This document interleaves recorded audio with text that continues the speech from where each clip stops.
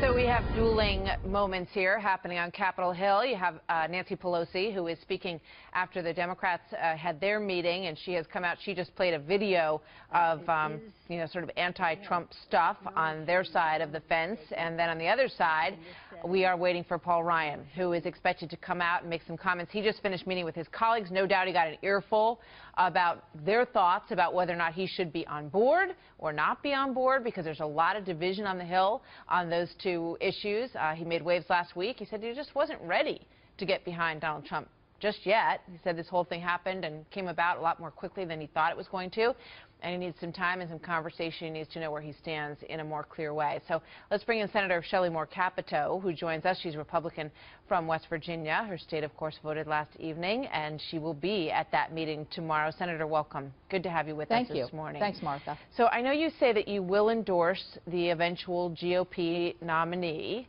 but you have some questions as well for Donald Trump. What are you going to ask him tomorrow? Well, I have a couple questions. I've never met Mr. Trump. I look forward to the meeting tomorrow with the Senate leadership. And the two things really on my mind is in the state of West Virginia, he made some statements that he's going to, put coal miners back to work. He's going to have, more jobs. I want to hear more specifics. What kind of specific plans does he have in terms of a full energy plan, in terms of getting West Virginians back to work? But probably the most important question for me is, as my colleague stated, what you say matters, but how you say it matters as much. And I've been concerned about the tone that he's taken throughout the campaign. It's time to unite. It's time to become one party.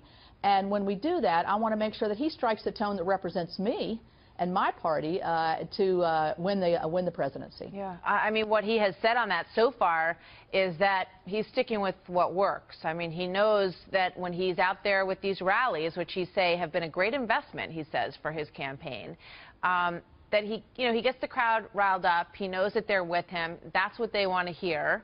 And he also has promised to sound more presidential, but he kind of said, I really don't want to do that just yet, because I still have people to sort of vanquish. And Hillary Clinton is clearly the one who's in his sight right now. Do you expect a change in tone? I hope a change in tone. Just because he has the enthusiasm, he has the momentum, he has the ear of the American people in terms of turning back the policies of the president, defeating Hillary Clinton. Let's take that enthusiasm and move it in a positive way. The tone that you strike, I mean, I've been campaigning for many, many times. You can whip up a crowd in a very positive way without sort of a slash and burn rhetoric. And I think he can do that. He's very masterful, I think, at getting the crowd enthusiastic. Talk about the positive direction that he's going to take us. That will, I think, make those of us who are going to be out campaigning, that will up our intensity as we look towards the unified ticket in the summer and in the fall. Yeah. For Paul Ryan, clearly the issues are going to be entitlements, tax reform, cutting spending. Donald Trump has signaled that those are not really his priorities. We see some people coming out now. We're waiting for Paul Ryan. But can you squeeze in an answer for that, if you could, Senator? I can. To me, it's the economy, jobs. All those things will fall into place. Tax policy and a willingness for Congress to tackle these tough issues if we tackle the economy and get people back to work and give them a sense of optimism. All right, we're still waiting. I'm just going to squeeze in one more. The comments about women that he's gotten heat for. Are you going to talk to him about that? Good morning, everyone. Absolutely, I'm going to talk to him about his comments about women. That deeply concerns me as a Republican leader, a woman leader, and I'm going to reinforce that with him tomorrow. He says he's just joking. It was an entertainment environment, and that people shouldn't be too concerned about it. If he says that to you, what are you going to say?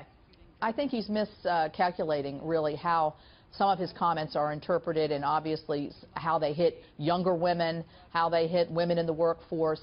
And so I think, just hearing it from more and more women, I think, as part of our party is important for him to hear. It's important to us. It should be important to him. Will you come back after you talk to him? Because I would love to hear how all of this goes. I would love to. Thank you. All right. Let's do that. So you'll talk to him tomorrow, maybe on Friday. Hopefully you'll be able to join us again, because it would be really interesting to me to hear what your response is. Thank you so much, Senator.